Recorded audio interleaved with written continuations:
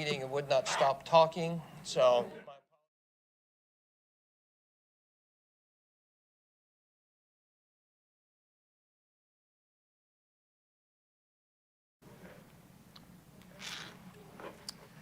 All right, good evening and welcome to the Administration and Finance and Recreation and Parks Committee meeting for January 10th, 2023, and Happy New Year to everyone. Council members, of course, who are present, our Mayor and Council, Mayor Kurt Wilson, Council Member Christine Hall, Council Member Michael Palermo, Council Member Peter Vanstrom, Council Member Sarah Beeson, Council Member G. Lee Hills, Council Member William Morthland. And I'm joined here by City Attorney David Davidson. The purpose of committee meetings are for city departments to convey information to the mayor and city council and to discuss initiatives listed on the public agenda, as well as to provide updates of vital information essential to the operation of city government. By ordinance, the committee consists of the mayor, members of city council, and the city administrator. And for purposes of committee meetings, the city administrator serves as the chair of these meetings. This is a public meeting, but not a public hearing. Therefore, while the meeting is certainly open to the public, and we welcome the public here, we do not take public comments or questions during committee meetings unless specifically authorized by mayor and council.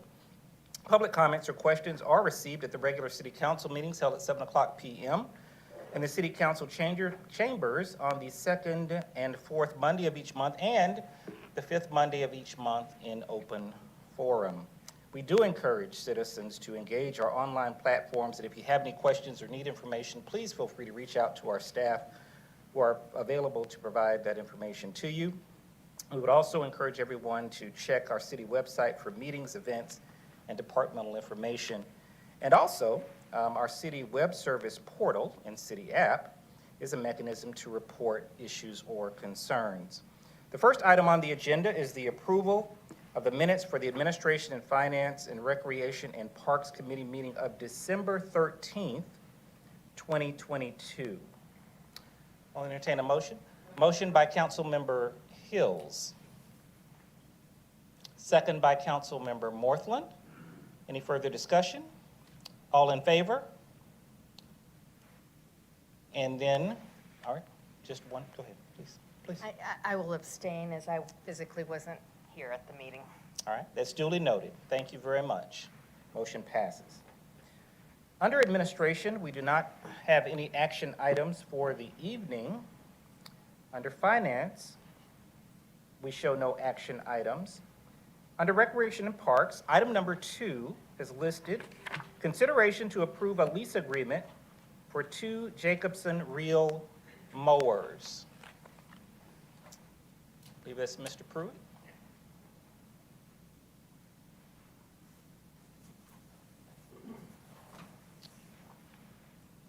Good afternoon, Mayor and Council. Thanks for having us.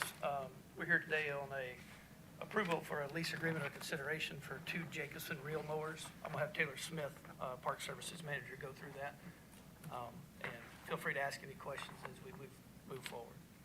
Good evening, Mayor and Council. The existing lease that's set before you is to essentially renew 2 existing mowers that we have, commercial style mowers that we use on our athletic fields. We're coming off of a 4-year lease. We have done some investigation to see what the options are out there, and we believe that we have very favorable lease terms with the existing equipment and are asking for Mayor and Council consideration to go into another 4-year lease with the existing equipment. We believe that with the equipment we have, that we are able to continue to provide the services we need. The lease there is a reduction, as you'll see in your information, reduction in monthly cost for the existing lease. All right, thank you. Mayor Wilson. Thanks. Thank you, Mr. Chairman. Rusty, this is a dumb question, so I apologize. Just looking at the lease agreement. So I'm familiar with leases a little bit, and particularly on the commercial apparatus. Completely ignorant, and it didn't occur to me that you actually might have an excess usage charge on these pieces of equipment for these leases, is that correct? Or is excess use is going over a certain number of hours per year? Yes. Type thing? I don't recall that there's, There is, I could read, and we have not hit that excess hour. We're averaging roughly 300 hours per year. Is that part of the lease agreement, the future lease agreement that you're asking us to agree with? as far as the hours, I would definitely have to check on it and get back to you. Yeah, If I there's was a just looking at it, maximum number, it kind of hit me as foreign. I don't know if there's one in, I don't remember seeing one. Okay, there's one here on 600. 600. David said 600, okay. Yeah, we're averaging, I would guess, This is on 270 your to two 300. used mowers. These are on your two fairways? Yeah, these are two Yeah, fairways. your 2017, your 2014, the LS 570s. Yes. They're showing you that they give you, annual operating hours of 600 a year. And that there's a charge of $15 in excess. Right. And we've had them 4 years, we just look back, and we got the mowers less than 200 hours, and we're sitting right at about 1,200 hours over the 4-year period. And, which, that's kind of what we had figured we'd be at, we knew we wouldn't get to that 600 hours, there's just no way. The two units we're talking about, one's at Groveway Park, cuts the two big fields at Groveway, the big softball fields, and the other one's at Sweet Apple, cutting the big softball fields at Sweet Apple. Are these two units getting returned back in on the lease? So these two particular units we want to keep because they're the same ones that we've been using. And we Yep. know the hours are down on them. So we know what the maintenance has been on those and who's been using them the last 4 years. If we went to a less hours and a newer mower, Yep. that fee would jump back up to that $805 range. What's the fair market value on these two, do you know? If you bought that today, brand new, it'd be $100,000. How about the actual value on these two, on these 2017 and What 2014? did we figure? They were 38? If they gave us a quote greater than 25,000 if we purchased each of these outright. But nothing specific. Yeah, I'm seeing that here in the last piece. Correct, yes, sir. So that's why I'm asking, do you know what fair market value is actually on these two pieces today? What is this down here at the bottom? No, that's, when we did ask the question to Tri-State Pumps, who owns this equipment, they will bring them in and evaluate them because they've got to redo the reels on them. That's part of this lease agreement. And they just told us that they would estimate it'd be around $25,000 per unit if we decided to buy them outright, the existing piece of equipment. So you're just renewing the lease and you're not buying them outright? Correct, yes, sir. Before we leased them, we used to own a couple of the big fairway units, but we had to buy them used because they were so expensive. And it's really cost worthy to do the maintenance on those. So, Mr. Chairman, is Ryan here? Yes. mhm. Ryan, can I steal you up here?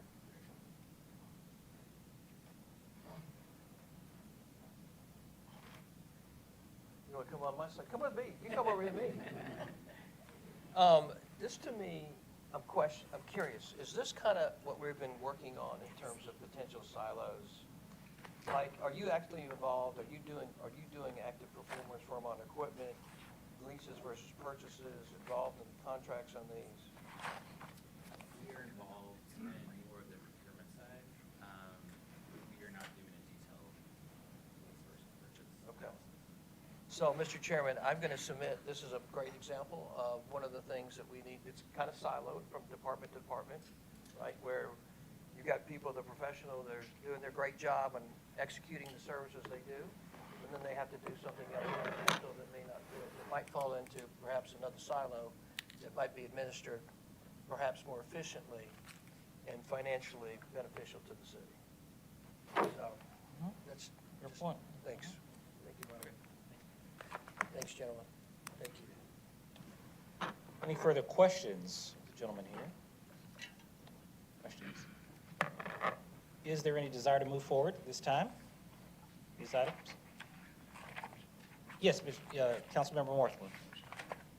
Your motion to approve, okay. Second. Second, motion by Councilmember Morthman, second by Councilmember Palermo. Question.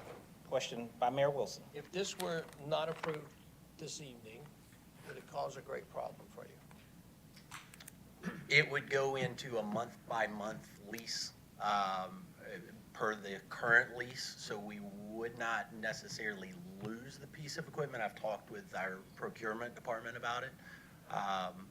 So we would be paying that $861 per month, I believe, if we did not renew the lease or do a new lease. $200 difference. $260, $256 per month. So if we wanted to do an analysis, it might cost us a couple of months' time. Sure, yes. Yes, Councilmember Beeson. Just to follow the line of reasoning, are you trying to see if we should purchase instead of lease, or what's the need for tabling? So the greater piece, Sarah, is that the reorganization of our government that's going to occur is try to find the greatest efficiencies in every space. So for example, contracts, negotiation of contracts, financing, those kind of things. Instead of those having to be handled individually by every department, those department heads and assistant department heads negotiating those, it's my thought that probably can be more efficiently done, probably with a positive impact not only on the contract side, but also on the financial side to the city. So this is just an example of kind of saying, why is Rusty having to deal with this? That should probably be in the hands of whatever agency we create inside the government, our city Roswell government, to handle that. That would facilitate those kind of issues. So the short term, the answer to your question is I'm thinking something, I guess, larger. Honestly, I would want someone else to analyze that, exactly to your point, to your question. Yes, Councilmember Morthland. Since there's a motion and a second on the floor, would the best course of action be to table this at this point for analysis? Sure, that would be, if that is the will of the committee, absolutely, we can. Do you have a motion, Councilmember Morthland? Want to reconsider the motion, or? Yeah, I don't exactly know how to reconsider the motion, but we will pull that motion You back. can withdraw, you can withdraw your motion. Oh, there you go. All right, so you withdraw your motion. Withdraw the motion. All right, and so the motion is withdrawn. Do we have another motion on the table? Councilmember Hall. I propose that we table this and we have finance look at present value purchase versus lease and terms of the lease to see if that's the best interest of the city. Thank you. Motion by Councilmember Hall. All right, and if we have a second, do we have a second? And then we'll open for discussion. Second by Councilmember Hills, okay, and discussion. Yes, Councilmember Beeson. Just wanted to flag, I know like when you're thinking of like your car, normal wear and tear, a lot of times it's an investment, it's an asset you would be able to repurpose. Just saying on my end personally, my firm deals with a lot of equipment, and we realized financially over time it was actually more beneficial to lease, not only because of the depreciation of the asset itself, but also the maintenance of, so for example, if they hit a rock or something, it's gonna ding one of your blades, you're gonna have to send it in for maintenance. Instead of that coming out of the city, that's something that we can't have real numbers on the financial side, because you'd just be looking at the piece of the equipment, not the long-term maintenance and overall the O&M of it. Just leaving that, thanks. All right, thank you. Further discussion, Councilmember Palermo. Thank you, Mr. Knighton. As an example with our city, years ago, we actually switched from owning most of our fleet to actually a leasing arrangement with Enterprise. It was actually Councilmember Zapata and I had learned about this at the annual GMA conference. Staff ended up looking into it and seeing that there was great cost savings that actually helped with our budget. So I think there's certainly advantages that can exist on this commercial side for government. That being said, I do support the tabling. I think it's absolutely reasonable to just to take a close look at it. My request would be if Councilmember Hall with your motion, Councilmember Hills with your second, if we could have as a part of it, whether part of the motion or just guidance for staff, that as soon as Finance and Parks and Rec do their analysis, they would immediately bring that to the next committee meeting. I don't want to see this being delayed once staff feels confident in their recommendations. Yes, Mayor Wilson. Mr. Chairman, thank you, Mike. Yeah, all logical points, fair points, and reasonable points. I just want to suggest to my colleagues, this is actually about something much larger. So it's not about leasing versus purchasing, fair market value. It's not about any of that. It's a much, much bigger piece, which I can't wait for the opportunity for us to start addressing. All right, good deal. Thank you. Thank you. Okay, so we do have a motion on the table from Councilmember Morthland. Hall, I'm sorry. Councilmember Hall. And it had a second from Councilmember Hills. We had discussion. I'll call for a vote on that motion. Just clarifying question? Yes, Councilmember Palermo. Whether it be part of the motion if they were to amend it, or just clear guidance for staff if that's supported by this committee. Sure. Is there concern with, no matter the committee, just when staff has their information, they would bring that to the following committee? Councilmember Hall? I would amend my motion to have this come back to the next committee, which would be in 2 weeks, and it would be out of order. But would that be enough time for, that would be enough time? All right, okay. Yes, Councilmember Vanstrom. Getting back to the mayor's comments, is that giving enough time for the bigger picture? Mr. Chairman, Mayor Wilson. Peter, thank you. Perfect question. If we want to deal with the micro nature of this issue, we can deal with the micro nature of the issue. That's why I asked Rusty, hey, does this matter? Yeah, it's going to cost us $200 a month, right? To your point, to your question, Peter, I think there's a larger question that I would really like the body to address, and you can't address it in 2 weeks. Councilmember Palermo. I'd request the motion just be not giving a specific time frame, but just staff knowing that as soon as the question is answered, they would bring it back to the upcoming committee meeting. The nearest committee meeting. Councilmember Hall, yes, go ahead, please. I'm amenable to that language. All right, Councilmember Hall is amenable to the language, and I assume the second will stand? All right, we have a motion and a second. All in favor? All right, thank you very much. Sorry, guys. All right, item number 3, excuse me. Mimosa Hall presentation regarding preliminary conceptual design work for second floor certificate of occupancy and the front drive and courtyard accessibility landscape project. I believe Mr. Malone will lead this discussion. Yes, sir.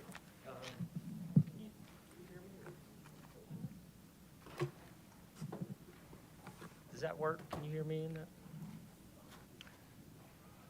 Mute his microphone, please.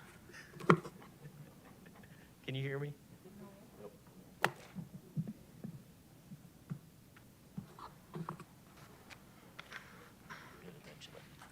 Good evening. Thank you. Let me get this teed up for us here real quick. So this evening, we have 2 projects that we'd like to present to mayor and council. That would be the second floor certificate of occupancy for Mimosa Hall and renovation of the Fieldstone driveway and courtyard at Mimosa Hall. You should have the details of this presentation in front of you. And we'll go through each project. There's 2 pieces. We're going to go through the first project, the second floor first, and answer any questions you might have, as well as any comments or feedback. And then we'll go into project number 2, which is the Fieldstone driveway and courtyard, and get any questions or feedback from you at that point. Real quick, I just wanted to go ahead and introduce Dina Bush. She's our historic assets manager right here, as well as Mady. She's with one of our on-call contractors, and then Eric Clementi, he's also with one of our on-call contractors that's helping us with this design element. So wanted to introduce them. We entered into the contract with Columbia Engineering in November of 2022, and this is just kind of our initial conceptual phases of these projects before we move forward. So real quick, this is the second floor of Mimosa Hall. As you can see in the diagram, the total square footage of this second floor is approximately 1,740 square feet. The main purpose of this area for the certificate of occupancy would be to supplement the space and usage of the first floor. There's consideration, if you notice down there in the bottom right-hand corner, for a bridal suite or green room for artist events in that southeast room that allows for about 113 square feet, which would be specific to like the dressing area that's right there, room 201, if you'll notice that right there. As well as we have northeast and southwest bedrooms would be renovated as collaborative meeting spaces for about 8 to 10 people. Those are these spaces right here. And then what we're calling a breakout parlor, which would again be that front northwest corridor right there. So this is the current footprint at Mimosa Hall. Nothing structurally would change. These rooms are currently in this capacity, in this format. We're just assigning them room usages based on fire and life safety.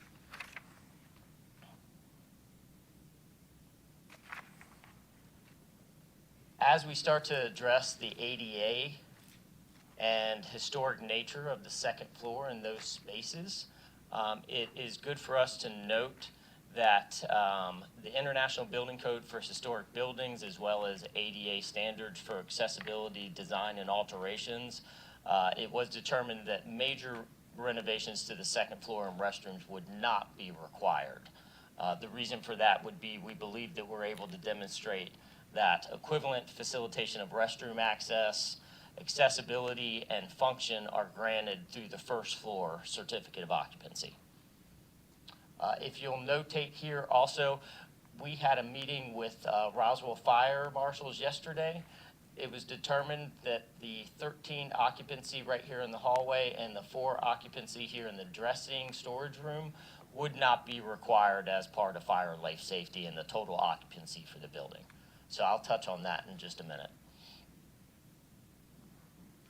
So as we start to look at the first floor occupancy, when we obtained that certificate of occupancy in 2018, it had a maximum of 149 occupants as permitted.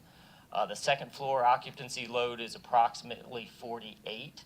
That's each of these individual rooms at about 12. And again, after discussion with Roswell Fire yesterday, this 4 and this 13 as occupancy standards between those 2 rooms, we were able to eliminate. Those are not counting towards our total occupancy load. We are coordinating with Roswell Fire to determine what the total allowable occupancy load would be for a minimal impact to the facility. However, we haven't quite gotten to that number yet. We're still in discussions. As we look at considerations based on that total occupancy load, we need to consider that there is a possibility that there may be a requirement for an exterior stairwell dependent on that total occupancy load. Expansion of the rear entry door, which is right here, as well as consideration to the reduction in the second floor occupancy load, which would mean that we would need to look at each square footage of each room and what that usage space would look like and how many occupants we would allow in each of those rooms collectively.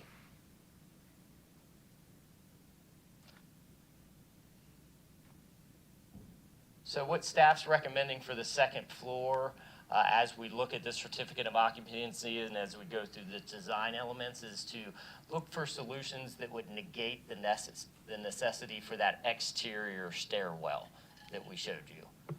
Limit occupancy usage on the second floor in accordance with the building code, and consider expansion of the first floor rear entry door and exit pathway.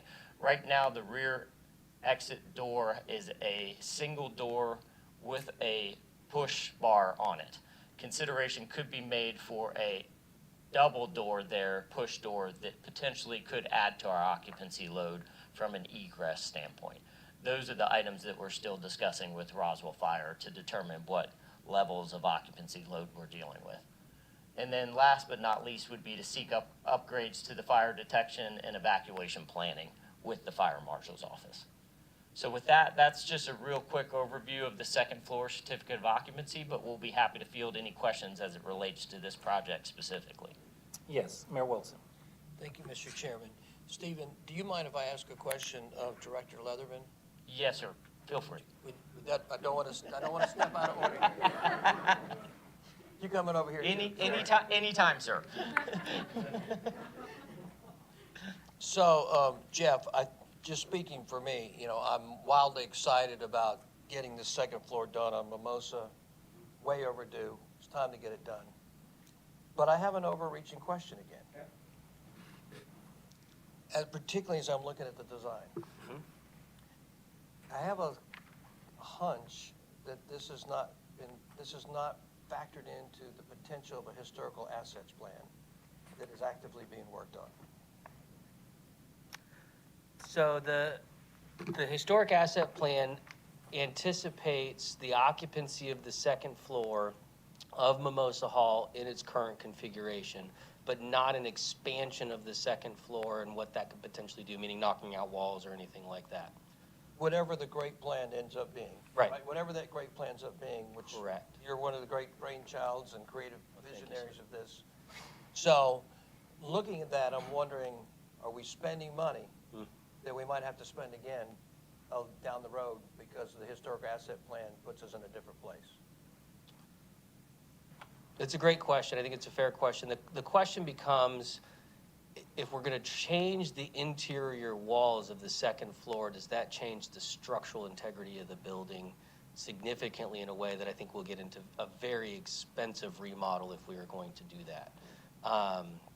And so I guess my answer is no. I don't believe that we're spending money now that is eventually going to, or wasting money now, because I think the complication of taking walls down in the second floor is exponentially more expensive than what we're willing to spend.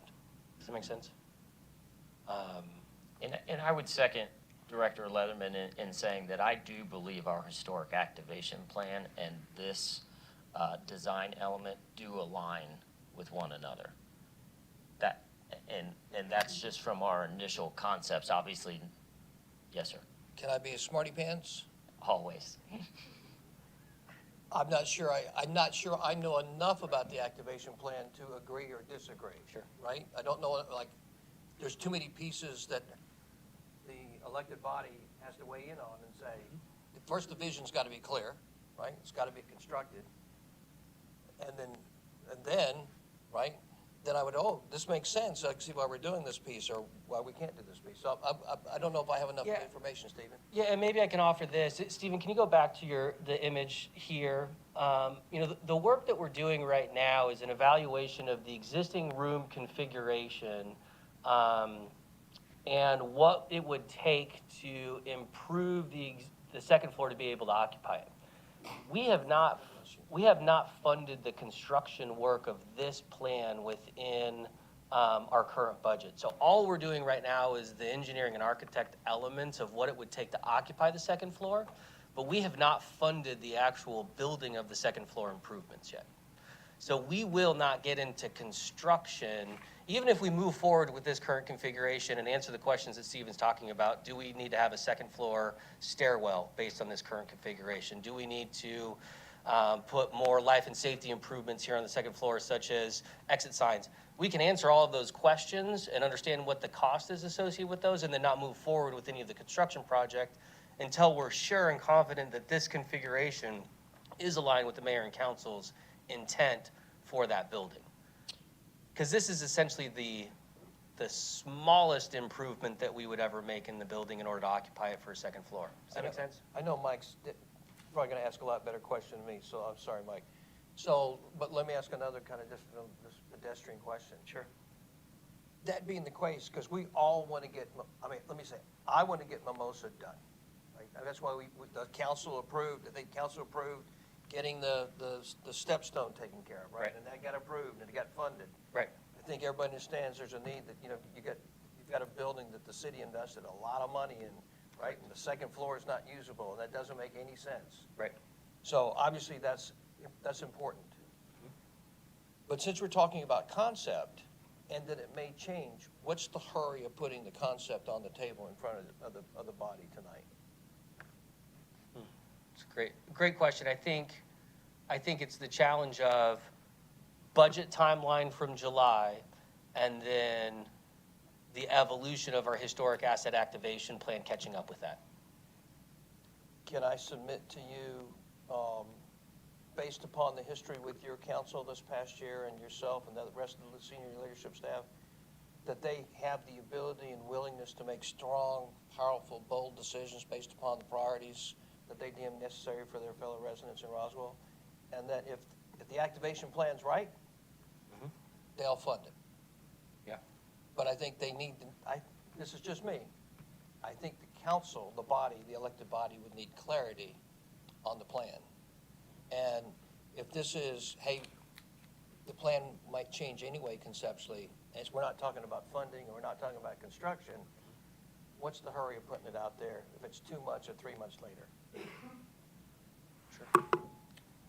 Councilmember Palermo. Thank you, Mr. Knighton. So, interesting enough, I'd say I agree completely with everything the mayor's saying, and with some slightly different perspectives, though. So, what's interesting is I feel we have different perspectives on this, but they get us to the exact same place.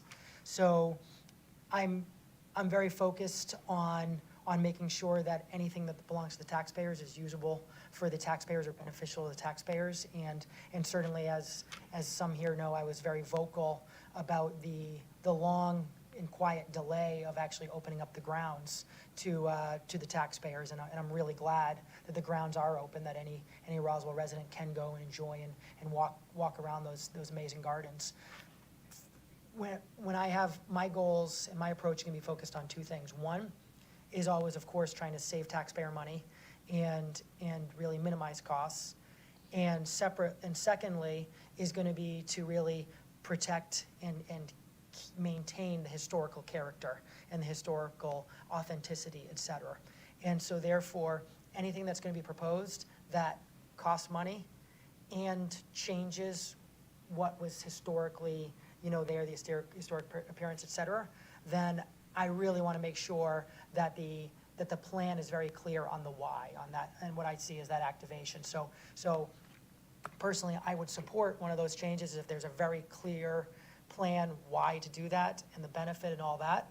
Until that happens, I'm not in support of spending more money than's necessary and risking anything not looking with that same historical character. So if we go to the bullets of the questions, the interesting thing is, so therefore with that mindset, the way I was reading it is I agreed with at least 3, if not 4 of the bullets. Because the way I read it was, first bullet was just basically finding a way to save money and protect the exterior view of it, in which case, even what the mayor was saying was we're not going to spend money unless we know what that's for. Limit occupancy, basically I saw that as we're going to save money by not potentially changing what it looks like. So therefore, it seemed to me like those were worth it. The third one, that's the one where I'm unsure. So the third one's the one that tells me you're considering spending money, in which case the current door is not historic either. So I think there's no real historic risk with that door. But again, want to make sure we know the exact plan. And then again, upgrades to fire detection, that's pretty straightforward. I just wanted to kind of give my perspective, because my perspective will certainly come up in the discussion on the next part of the item. And a question I'll have that you don't need to answer right now, but for those upstairs rooms, I'd be curious for how they're set up today, just purely a curiosity. Which of those today are set up pretty similar to how a house in that time frame would have been set up that well over 100 years ago versus it's a lot newer, different, et cetera? Just purely a curiosity that I would have. And I'll defer to Dina Bush on that one. Of course, he would defer to me on that one. The upper rooms, the furnishings that we have in the second floor currently are those pieces that we inherited as part of the purchasing of the property, so it's from the Hansel family. A couple of pieces are antiques. The Hansels were known for collecting antiques, but directly to your question, though, they're not set up or in place as a historical time period or furnishing at this time. Really, truly, only one room has a collection of a bedroom furnishing. The other rooms are really just being used as storage and some of leftover furniture. but it's not set up in terms of any historical capacity, if that's your question. That is, and I appreciate it, because, yeah, I definitely remember there was a lot of the furniture that would be from the 1920s or 1950s or 1970s. But yeah, just basically my question was, is there any room upstairs that's potentially currently set up for how that time frame would have been? From what I'm hearing is maybe one or two pieces, but not an entire room No, right now. and I think part of that design process and that planning that we would seek advisement on is the furnishings, and part of the understanding is working toward more modern furnishings from a functional standpoint for meeting and collaboration spaces. We would use the furniture inherited from the purchase of the house as best to our capability if we could reuse it, and then we would have to come to a decision about the rest. Similar to how we did with the opening of the first floor, where we used as much of the furniture as we could and repurposed it. So, yeah, because I'd say even just with, for example, an office space, I'm not speaking for the rest of the council, they probably all disagree with me, which I totally respect and appreciate. For me, it becomes a lot easier to support an office room when I know it's just replacing 1950s bedroom versus an 1850s bedroom, so that's. Thank you. Yes, Councilmember Vanstrom. I did sneak over that rope, I admit it. There is nothing upstairs that suggests the early times of Roswell. Completely agree with you guys. All right. Further, additional presentation. Any other questions regarding the second floor? Okay. Let's move on to the Fieldstone Drive and Courtyard conceptual development. Did our friends, Maddie, sorry, and Eric want to say anything in relation to this?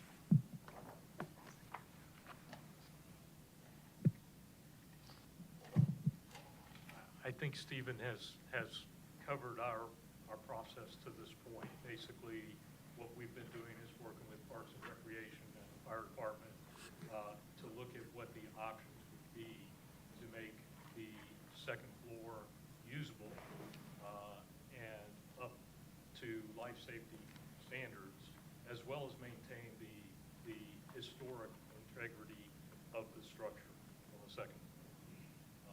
We've still got, as Stephen had mentioned, we still have a ways to go in trying to figure out that middle ground.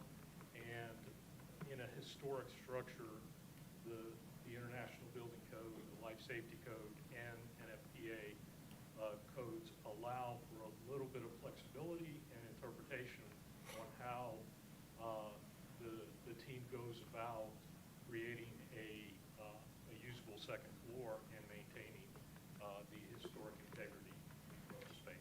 Thanks so much, Eric. Eddie, did you want to say anything as well?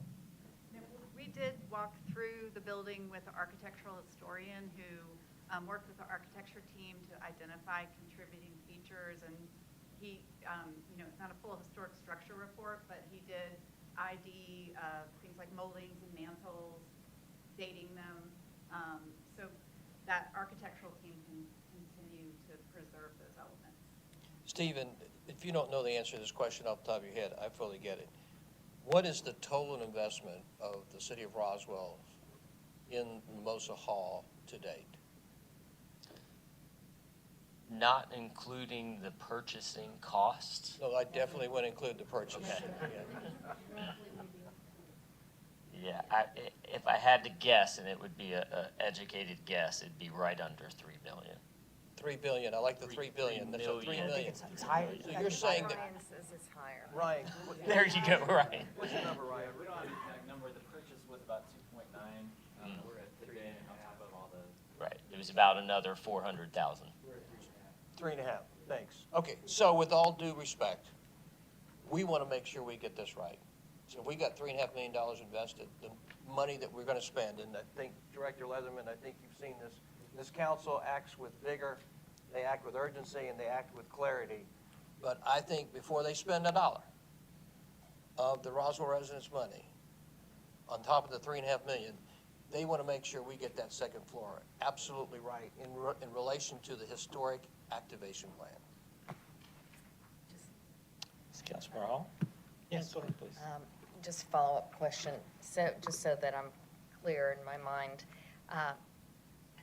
The upstairs is not going to have any construction work done, is that correct? So the primary focus of this process that we're working through is to address fire life safety and to do any updates, meaning floor, if there's some type of liability there as far as paint, flooring, anything associated with that we would be updating a little. For usage, right now that we have wallpaper that's peeling off the wall, the bathrooms would have to be. But on the fire life safety standpoint, they basically have they indicated that we don't have to update the bathrooms and perhaps just put some signage? Is that right? I would say we haven't gotten there yet. We're still in talks with fire currently to determine what those parameters are that we will have to meet. Prospectively, that's kind of what you're looking at. Correct. So you can remove all of that furniture, and if they just gave you the green light, people could just be walking upstairs As the way long it as is we right added now. whatever pieces that were required per their purview. Thank you. Councilmember Morthman. Mr. Malone, last clarifying question. I'm looking at the sketch here, the drawings, and don't see anything related to the solar roof up there. All of the solar roof hardware, equipment, lines, everything goes from the roof straight down to the basement, correct? There is no interaction with this floor plan. That's correct. That's correct. So we have right here as part of the planning that there would have to be access to the attic space, but based on fire and life safety, there would have to be some way to secure that door.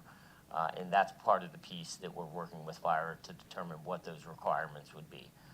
Staff would still need access to the attic for maintenance and other purposes, but for the purposes of fire and life safety, we'll have to secure that door. Mayor Wilson. Thanks, Mr. Chairman. Will you educate me a little bit? So the second floor is roped off, correct? Yes, sir. If I go to Mimosa Hall today, I cannot go up the second floor. Correct. Who roped it off? We did, the city. Who in the city roped it off? Recreation and park staff, And why did we do that? per the requirement from fire. And that requirement said specifically, can we have some clarity on what the requirement is? We only have a certificate of occupancy for the first floor. Yes. Because we have not done the fire and life safety assessment for the second floor. You understood, I understand liability. So, but what's the specificity from fire, inside the fire department, in the city of Roswell? The fire marshal says, I'm not going to give you occupancy for the second floor. Based on what? Based on a calculation of how the second floor is intended to be used, because we hadn't declared that yet, and any life and safety upgrades that would be necessary in order to occupy it based on that use.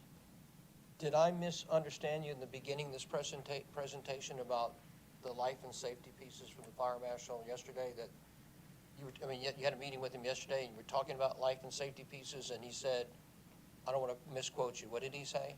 So part of the discussion yesterday was based on this preliminary conceptual design, and there were some questions that we have related to total occupancy load and what we're able to get away, I shouldn't say get away with, but what we're capable as a max occupancy load. Those are the questions that we don't have clarity yet from fire as to what that Is there a is. safety issue if Peter's crossed the line, he walked upstairs, was he in danger? I think what the issue is based on how many people may be in that space, it's the fire marshal's contestant that they're worried about egress. In an emergency situation, can the amount of people that are up on the second floor get out of that building safely? And what they're saying right now is in its current state right now, that is not the case, either because we're missing exit signs, we need an additional stairwell based on the occupancy load exceeding that standard. We need to widen doorways. So we're trying to fix a $3.5 million problem with a sledgehammer. We don't know how yet we need to fix the $3.5 million problem. So this is an update on where we are. Sorry, go ahead. No, Jeff, sorry, with all due respect. The first thing is, you just need the second floor open, correct? Correct. So in my ignorance from the making inferences from having discussions in the past over the last year, I thought there was a legitimate safety issue of walking upstairs. And I've just discovered that there's not a legitimate safety issue of walking upstairs. It is a use and code compliance issue. I gotcha. Yep. Liability. That's very solvable, is it not, in terms of determining what your needs are here in the short term while we figure out what we want to do in the long term. In other words, having a consultant in to solve this problem sounds like we're using a sledgehammer. How many people can you allow upstairs? That's the question, correct? Based upon the fire marshal's direct ruling, right? That's all we need to know currently. Am I incorrect or incorrect in this? I'd say you're correct, and in order to answer that question, we need the floor plan that we've created here. Why do we need a floor plan? Because we need to know the widths of the doors, we need to know the size of the room, and we need to know the occupancy associated with it so that we can. We don't have the ability to do that on our own? We do not, as a department, have the ability to do that on our own. In the city of Roswell, we don't have the ability to measure rooms and determine occupancy in conjunction with the fire marshal. I don't know that question.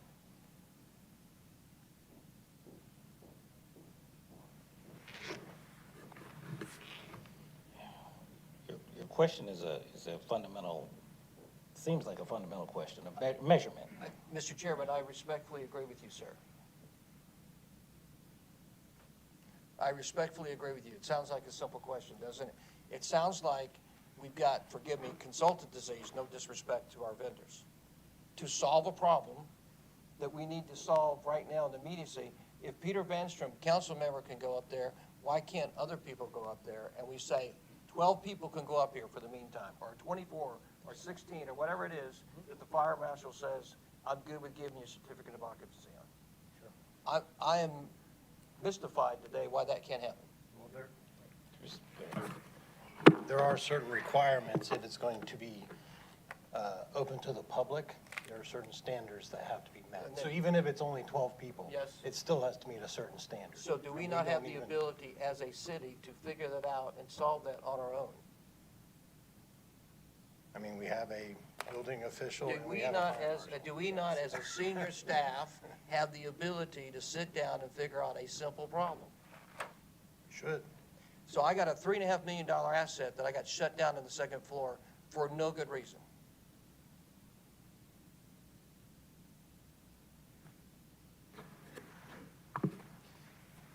Is it a matter of, I understand building code, fire code, but is it a matter of, I'm sorry, please, go ahead. Ultimately, the building department and the fire department are going to require any certificate of occupancy to be tied to a set of documents that are prepared by a design professional. So there will be that stipulation. I don't know that the City of Roswell Fire Department or the building department will issue a certificate of occupancy without Eric, hear you clear, loud and clear. How long has the second floor been closed? Since we purchased the property, When was that? 2017. 2017. So nobody in the city, I'm exposing us, right? This is kind of where I'm talking about our siloing, right? I know we have the ability to open up the second floor and figure out how to get that done with the fire department, the building department, and get a set of professional plans based upon what's needed to be done. I have faith and confidence we can do that relatively inexpensively and quickly. So I submit my colleagues that that's what needs to happen here in the short term, because on the second floor of Mimosa Hall, I was under the presumption that there was a true health safety issue, and then people were not allowed up there for their own safety. That's what I was under the impression of. I apologize for my massive ignorance, because obviously I was wrong. But to me, we need to solve that as we're solving our larger issues so we can actually make second floor what we want second floor to be. But I don't understand why we've roped it off for 5 years, 6 years, 5.5 years, and not come up with a solution. That's embarrassing to me, honestly. Councilmember Vanstrom. Starting to get confused. What are we looking at? This is something that consultants have, you folks have brought forward working with Parks and Recs and Park, correct? How much did this cost? Start to finish for the projects, I believe it was 27,000 to come up with construction documents so we understand what we would be pricing out. Now, you now have these, right? You've paid? Yes, You paid for these and we have these. So we have the square footage. correct. We And- have and- the rooms, we haven't changed the rooms. Correct. The layout is the layout that would keep the most historic look and feel of the second floor.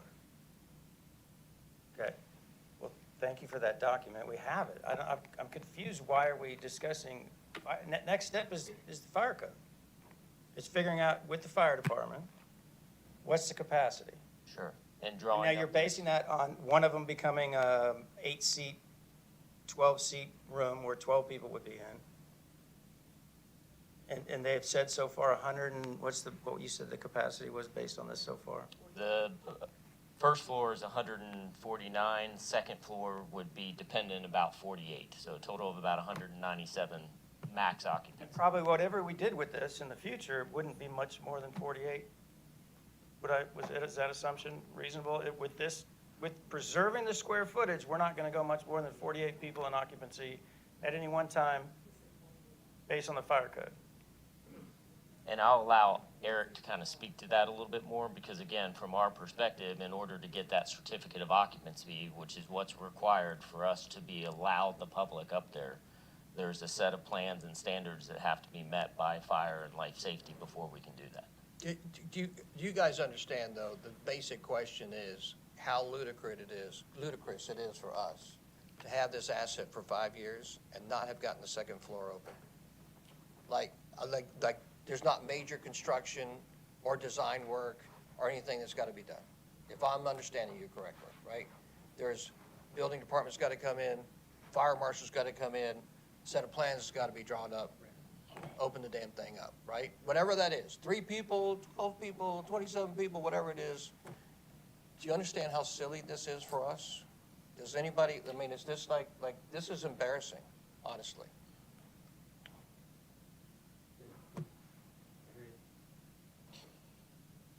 Yes, I'm sorry. Councilmember Palermo. Yes, sir. I completely agree with the mayor, and Mayor, I wish you were an official when I was having the same argument on the grounds outside, when residents were not allowed to walk on the grounds outside. So, but again, Mayor, I definitely appreciate both the philosophy as well as just the focused on a real solution and faster. Can I say something, Mike? And I'm saying this, Steve, I love you. You're awesome. You know I love you. You're awesome. Okay, 12 months in. We're 12 months in, right? Doggone it. I know we've proved credibility. If you got a stupid problem or a problem and it ain't getting solved, bring it to us. I promise you, this city council has demonstrated they will deal with it, right? If there's some kind of political, I don't know what the issues are. I don't know, right? But we gotta be smarter than the average bear. And I know there's more to it. I'm with you. I understand there's a lot of matriculations, a lot of pieces behind the scenes. Let's get the second floor open. And then so we can truly work on a historic activation plan and decide what we want what to happen there. I don't have a clue. Maybe somebody does, but I don't know. Because I have a feeling there's gonna be massive, cool input from a lot of really cool people on this. Yes. Councilmember Beeson. If I'm not mistaken, y'all still have a second portion to present on the pathways, is that correct? Yes. There's not really a motion on the first half, correct? No, and I think this item- this was more information and It's discussion. informative only, correct? Which has been informative, certainly, and instructive. Yes, Councilmember Hills. Thank you, Chairman. I recall 2 falls ago, we did the ribbon cutting for the first floor of Mimosa. So it's not just the second floor that we've been waiting on forever and ever and ever and ever.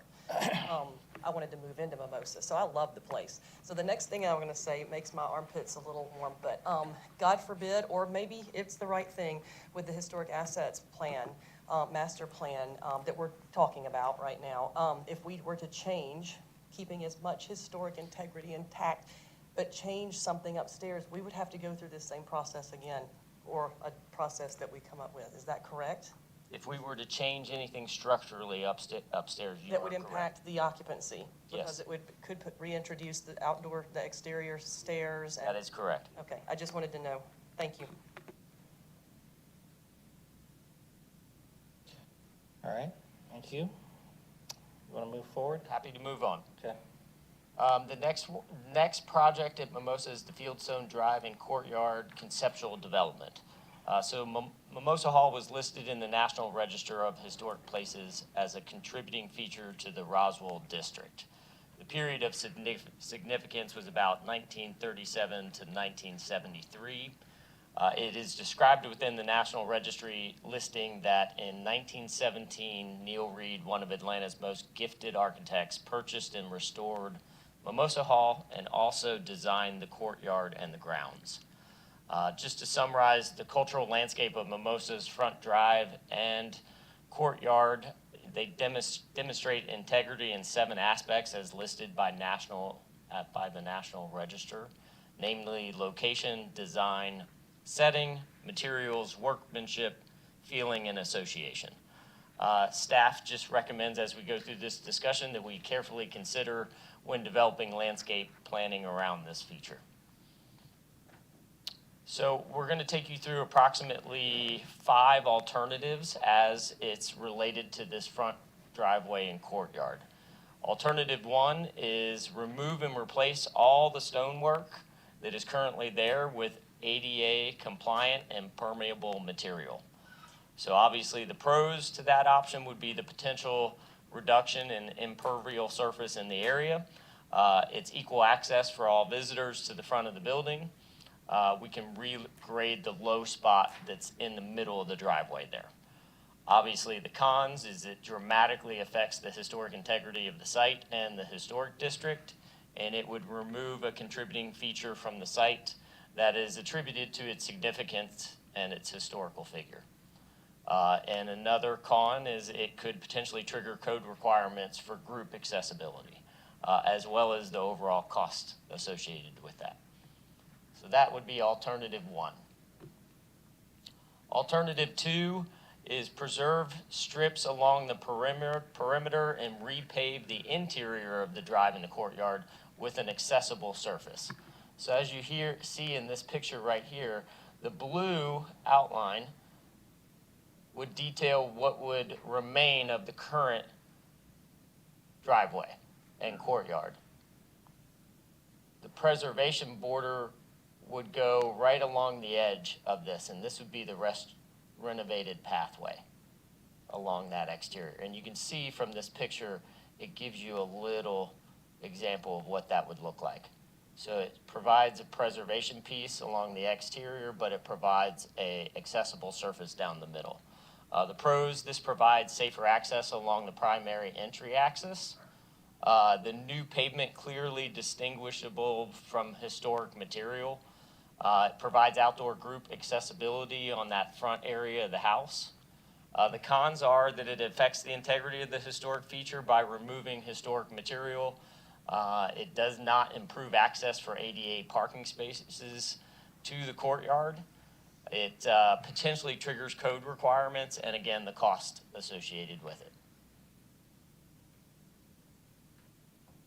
Alternative 3, preserve the interior by installing strips of pavement along the edges to provide access along the perimeter. This would entail installing strips of pavements along the edges, roughly repave about 2 to 3 feet on each side of the drive and the courtyard with a surface that is kind of easier to navigate.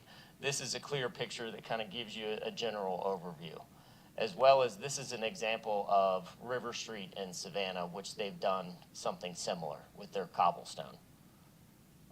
This alternative potentially repaves existing east walkways to courtyard to help improve the accessibility from the ADA parking area, and it adds a pathway lighting option along the edges to illuminate and provide kind of safer nighttime experience. The pros are provide safer access along the primary axis. It preserves the majority of the historic material. The cons are it affects the integrity of the historic feature by removing some of the material and does not improve the condition of the center of the courtyard. You'll notice here the courtyard would remain relatively the same from a material standpoint. And alternative 4 is our minimal action alternative. That would reset some of the worst stones to minimize the horizontal variables, anything more than about 1.5 inches out of alignment and where vegetation has kind of grown and moved them. They would be removed, and we would add polymeric sand to kind of help with all the joints to help with those high traffic areas. There's the potential to add pathway lighting along the edges to illuminate it and provide for a safer nighttime experience, as well as we would preserve the historic drive and courtyard and its alignment with all of the 7 aspects of the integrity, including materials, workmanship, and setting. The cons are that it only temporarily improves the safety. It's added expense in staffing for events if we have to create a temporary feature such as this matted option right here, which would basically require a mat to be rolled out for each event that participants could use to access the facility. It would require additional storage for the mat and potentially trigger those code requirements for Bruce Assembly. Can I interrupt, Stephen? Yes, Mayor Wilson. Yeah, I hope I don't, we got a council meeting tonight? Gosh, I hope I don't have to say anything, because I guess it's my night to talk at committee. Jeff, I'm really confused. Okay. I see 5 options on the table.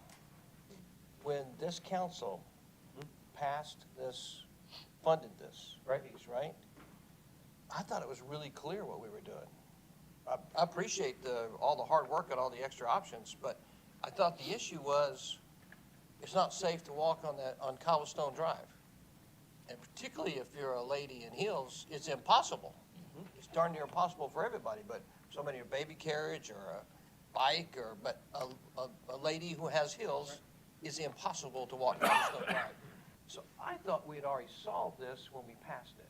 I thought we already had a kind of a general consensus of where we were going on this.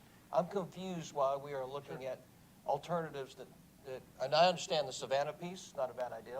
Right. But I thought this was all about addressing Cobblestone Drive, and this to me looks like we've got some significant degradation of addressing Cobblestone Drive. Yeah, and I think what you'll see in the 5th alternative is the preliminary, so when this was funded in the budget process, it was hey, we got a problem. How do we solve this problem? And the answer was, well, we can lift all the stones, we can replace those stones, level it out as best we can, and we put provisions in for a sidewalk that could go someplace onto the property.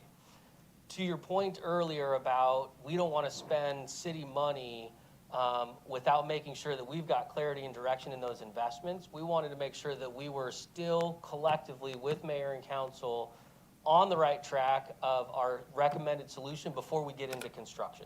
So we're looking at those all 5 of these alternatives, and this is our opportunity to check in to make sure that we're still headed down the right direction with our solution that we laid out in the budget process, because we hadn't really talked about various alternatives. We just went straight to a solution that we could implement, and that's what was funded in the budget process. And so we just wanted to check in to make sure. What you presented during the funding of the solution during the funding process was ostensibly number 1. It's this. Yes. It's number 5. It's leaving the cobblestone drive, basically lifting the cobblestone drive, re-leveling the cobblestone drive, and then putting the sidewalk there off to the side where the blue line is. It is an investment into the property. And to your point, sir, we just wanted to make sure that it is the correct investment of city taxpayer money into the property, knowing that we have other alternatives that we could put on the property, and we just didn't want to move forward with the solution without making sure that we were aligned together with mayor and council. I want to make sure, maybe I misunderstood. I thought we were solving the problem of Cobblestone Drive when we funded this. That Cobblestone Drive was obviously a problem. Matter of fact, and we had a lot of conversations, I know, so I thought and maybe I misconstrued this, that actually exactly taking the existing cobblestones and placing them on the property so we wouldn't lose them because they're part of historic Mimosa, but it was obviously, you didn't have a great way of fixing Cobblestone Drive itself in its current format, that it had to have a current iteration to make it work for people coming on and off the property, accessing the property. That's where I thought we were. Number 5, will you explain this? Because this is, it's not addressing Cobblestone Drive, it's addressing the pathway to the right of Cobblestone Drive, correct? It's doing both. So go ahead, Stephen. So it would install a minimally intrusive walkway to the access to the front, which is the sidewalk that we're talking about. It would tuck a ramps walkway that goes from north to south of the exterior zone, so it accesses the service drive right here. And then it would repave about a 5 to 6 foot strip between the front house steps, and it provides it right across the front for that access to this area of the property. What that does is provide additional ramp sidewalks to the rear. It resets these worst stones that we find in the courtyard and the cobblestone, as well as adding that sand element to it that levels that out. It does not provide an ADA accessible pathway through the driveway or the courtyard. So Jeff, sorry, Michael, forgive me. I don't see how you're solving Cobblestone Drive, which is the primary focus and entry point into Mimosa. So, Stephen, correct me if I'm wrong, the solution on the Cobblestone Drive in alternative 5 is lifting all of those stones and re-leveling them and placing them. It would not lift all the stones and re-level them.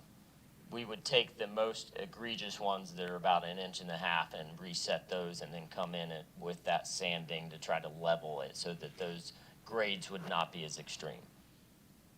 So I think, Mayor, to your point, I've got to work on this a little bit more. This is my error, and I missed this in the last week. All right, thank you. Yes, Councilmember Palermo. Well, I'd actually say, Mr. Leatherman, in your defense, I do not think it is, because I don't think there was full clarity on this. Because I see the, I guess I interpreted it as the challenge that needed, or the issue that needed to be solved was access to Mimosa Hall. And that Cobblestone Drive being the main access currently to Mimosa Hall was a challenge. That being said, I did not interpret it as the potential of alternative 1 or alternative 2 or all of alternative 3, maybe a portion of alternative 3. But basically, I saw it as needing to address a solution to access it, because I'd say, for example, using what I see as the most egregious, alternative 1, I think without a doubt, in addition to being a very high cost, it also extremely impacts, I believe, the historical integrity. So, you know, as I still remember actually when we were thinking about buying it back in 2017, of just really the first time, you know, stepping from Bullock Ave and just seeing the view of just the very uneven cobblestones, but still very authentic cobblestones to the home. And so that's where, and I will say actually, with a stroller, I do have experience that you can push a stroller on it. It's just a pain in the butt, but you can do it. But that being said, I do see alternative 5 as something where bottom line is that's the safe, quick, easy walk to get to Mimosa Hall, to access with heels, with a stroller where you don't want to have to actually use any thought, and improving Cobblestone Drive, but not moving it, because again, I want to reduce the extreme costs of that, and equally important, keep that that integrity, that historical integrity that we have. So I think this is probably something that we probably do need more time to discuss as a council and for a work session, probably. I just want to say, you know, I think Mr. Leatherman and the department, I think there was not, in my opinion, there was not a clear, specific path. It was more of a needing to address the issue, but I didn't think it was completely clear how, because I know I would not have been supporting spending money for alternative 1 or alternative 2 or half of alternative 3. All right, yes, Councilmember Vanstrom. But I would like to say I appreciate having the alternatives to look at, because that's what this is all about. And my question is to the historical side of this. Just for clarification, the house was built by the Dunwoodies in 1841. You alluded to something about 1939. Is the cobblestone the original 1841, or was that was when it was all re-landscaped, redone? That was more By Neil Reed, that's correct. Yeah. They're- 17, okay. Just for historical sake, I wanted to understand that. Thank you. All right, thank you. And I Yes, Councilmember Beeson, please go forward. I was just say, while you guys are trying to solicit feedback from us, I agree, I do, with both council members. I do like alternative 5, not only because of it being the most cost beneficial to the city. Last month, I participated at a meeting at with Friends of Mimosa, and I know that the cobblestones were a point of concern from the historic integrity aspect. Because the Neil Reed component, I realize it's not the 19th century home. The Neil Reed component is really what's the claim to fame. That's the same architect that did the Swan House, correct? The Atlanta History Museum. Yeah, he designed a lot of Atlanta homes all along Ponce de Leon, homes in Athens. So he's a very famous, Atlanta So architect. that's his architectural addition to the home. Part of it And was that it's cobblestone mentioned walkway. in the National Register nomination for the district.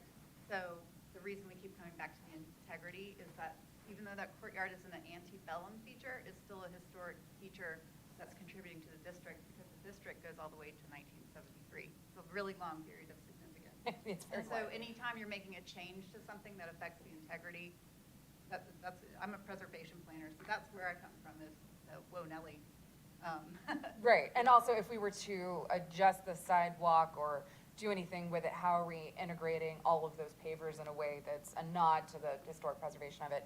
So with that, I do appreciate alternative 5 and making sure that that service walkway is the most navigable for those who might have qualms with accessibility going in through those cobblestone pathways. Also to encourage people to use that to decrease on the traffic, but that's just my 2 cents. All right, Councilmember Palermo, please. Just really quickly, I want to say that without a doubt, a big part of the significance in just even the decision to acquire in 2017 dealt with both the antebellum home as well, which was 19th century, as well as the Neil Reed Gardens, which had a lot of importance.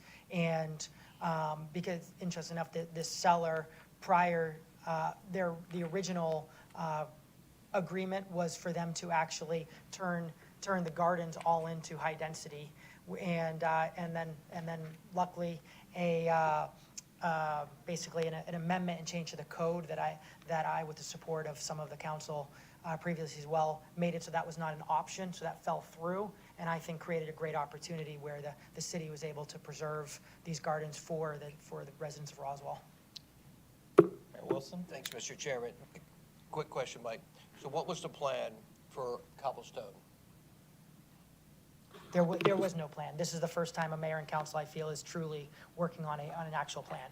So I realize I'm on the overwhelming minority of the active political participants in the city on this issue, and that I will remain in the minority, as particularly someone who is in love with history, and particularly Roswell history. But I think you have to be careful when you start segmenting times and what are you after, and what was the purchase of, what was the purpose of the purchase, what was the intent of the purchase, what's the use of the purchase. This is a public facility, right? And so that's why I'm asking, what was the purpose of the primary entranceway into this grounds? If it's not usable, which it's not today, cobblestone is not usable, and yet it's the grand entrance into this magnificent home. So I would caution us, particularly to not have a principal part of the property not be usable or functionable when it is a meant for public use at the end of the day. Oh, I'm sorry. Councilmember Morthland.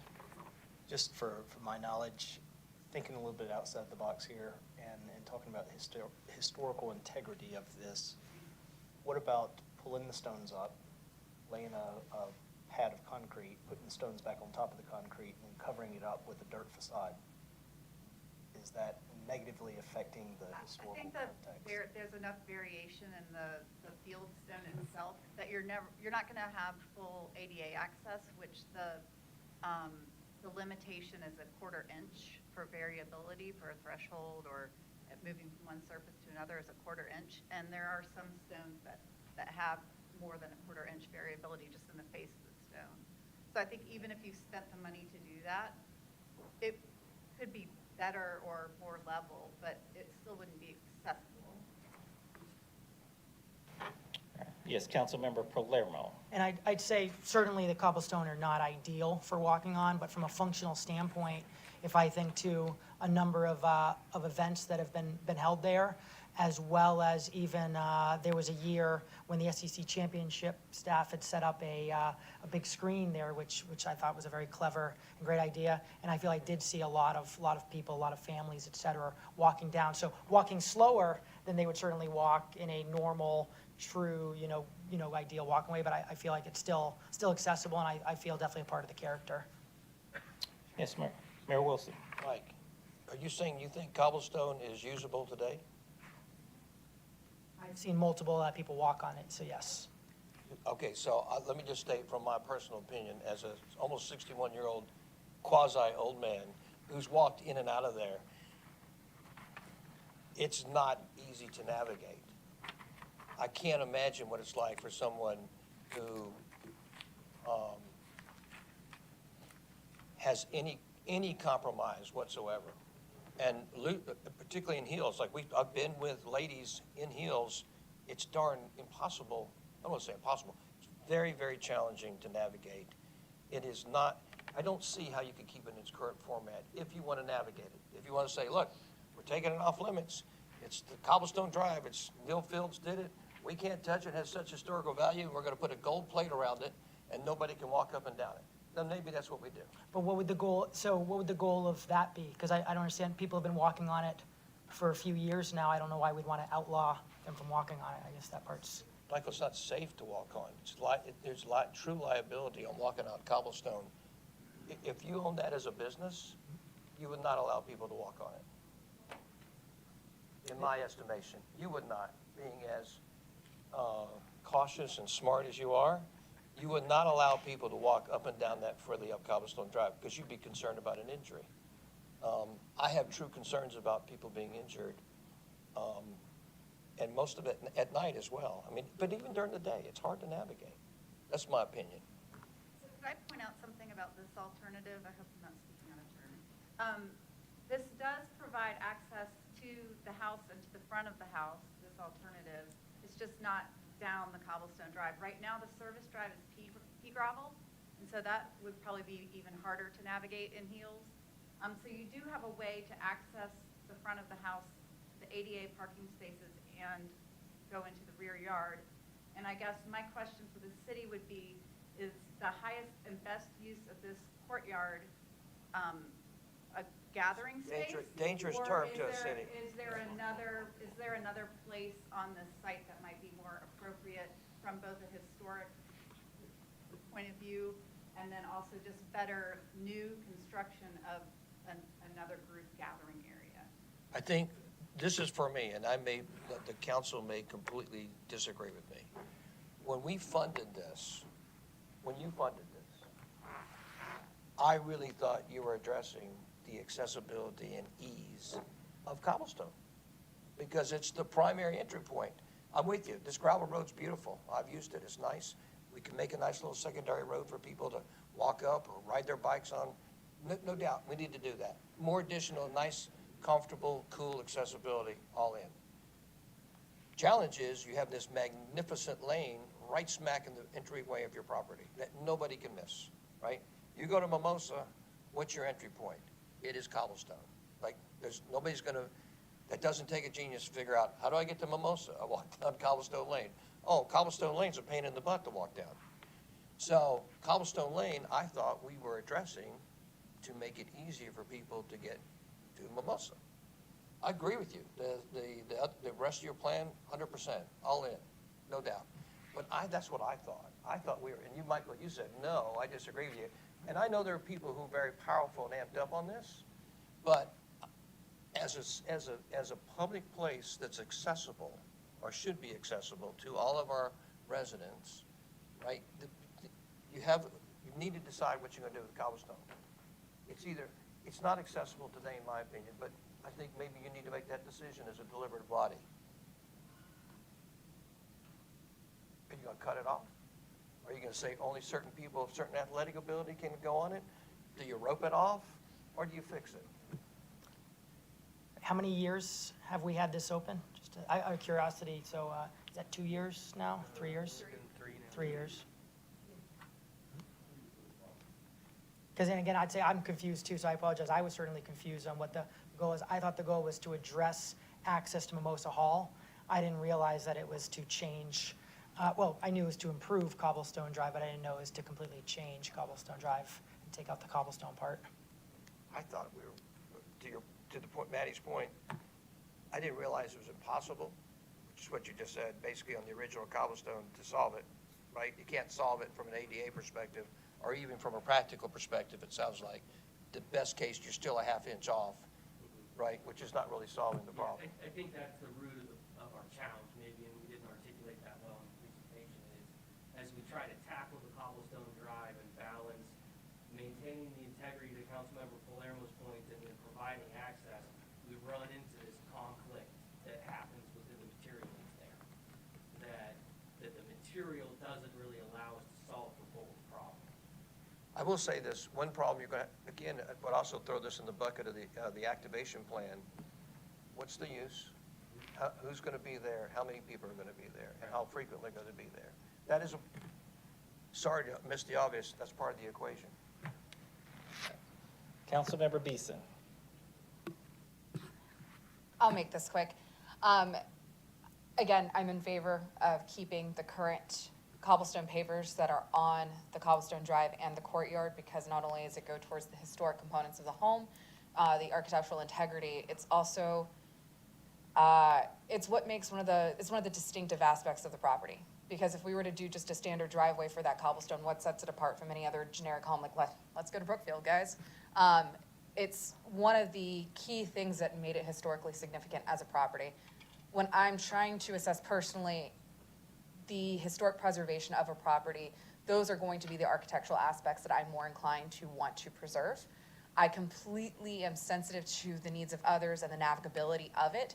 Personally, that's why I would support having a poured concrete service drive, because that service drive does come up completely adjacent to that courtyard and provides entryway into the home. I'm somebody who 9 times out of 10, if you see me, I have a stroller with me. I also wear heels a lot, so if anyone's gonna eat it on that path, it's me.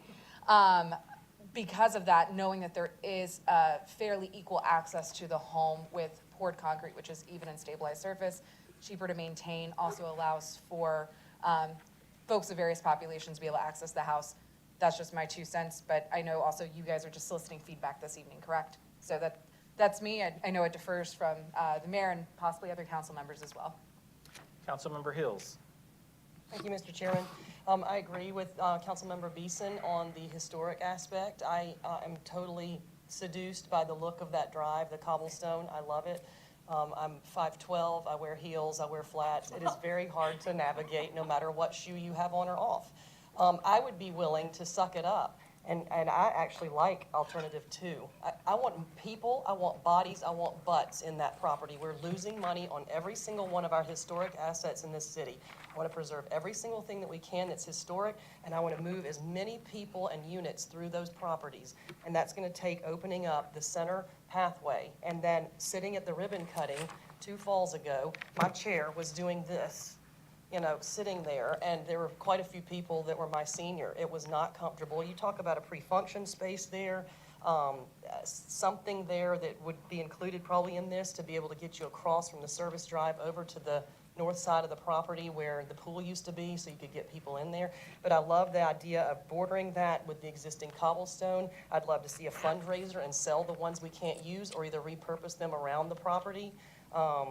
I don't know exactly how to, I'm not gonna figure that out tonight, but I could suck it up on that one to get people in and out. It's still, I think we'll have enough historic aspect to it, and then make it more approachable, even for people that are passing by using it as a park.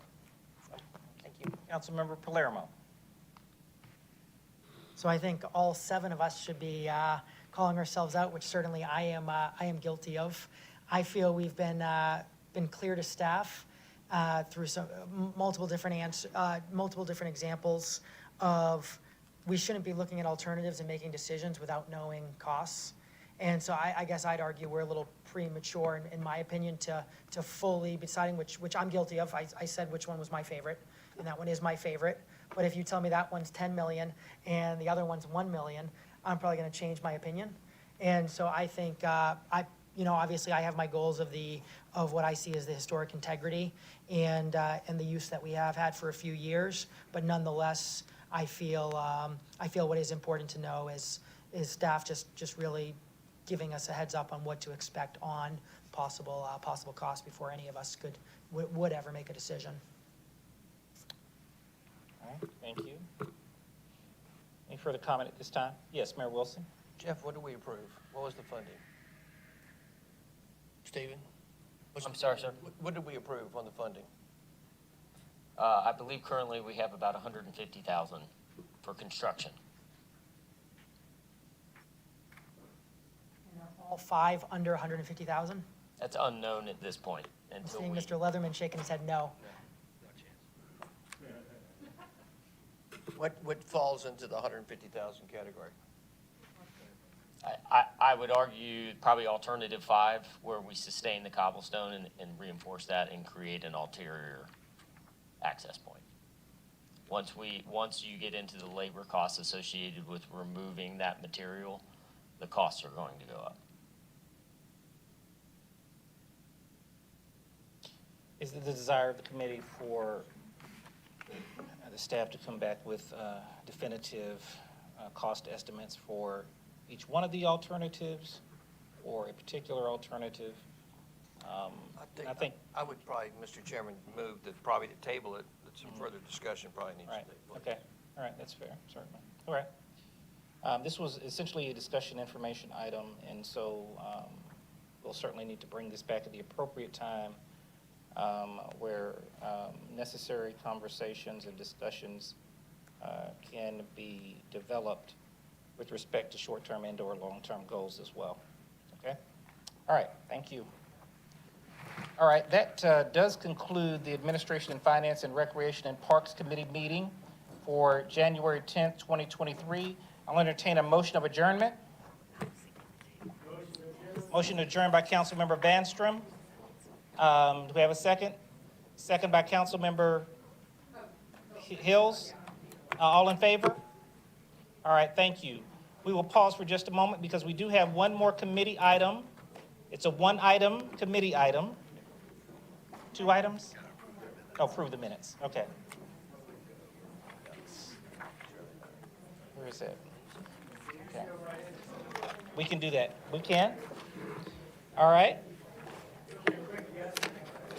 All right.